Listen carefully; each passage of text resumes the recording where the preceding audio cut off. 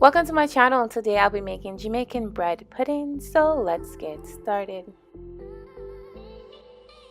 So here I have a couple slices of rye light bread, and I'm just going to cut it up into cubes.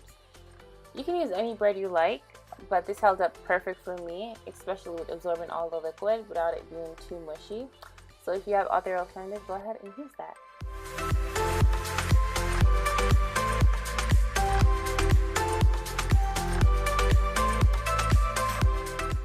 Now it's time to work on our liquid ingredients. Here I have 4 eggs beaten along with some sugar. Now I'm going to add some milk as well as some vanilla, some good old overproof Wray & Nephew white rum, add a splash, or a little more than a splash, up to you, but not too much. And then I'm going to add some melted butter and mix this all together and set aside. Do keep in mind that the full ingredients will be on my blog, and you can find the link in the description box below. Now it's time to work on putting all the ingredients together. So here I'm adding mixed spice to the bread. If you do not have mixed spice, go ahead and add nutmeg and cinnamon. That works just fine. And just go ahead and sprinkle a pinch of salt.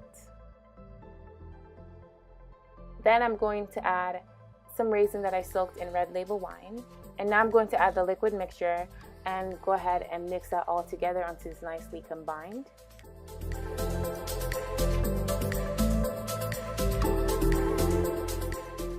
So now I'm just going to cover and let it sit for about 25 minutes to allow the bread to soak up all the liquid ingredients.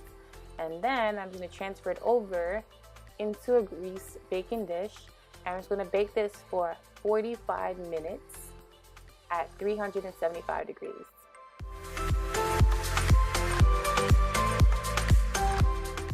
So now that it's done, I'm going to go ahead and sprinkle some powdered sugar. And that is it.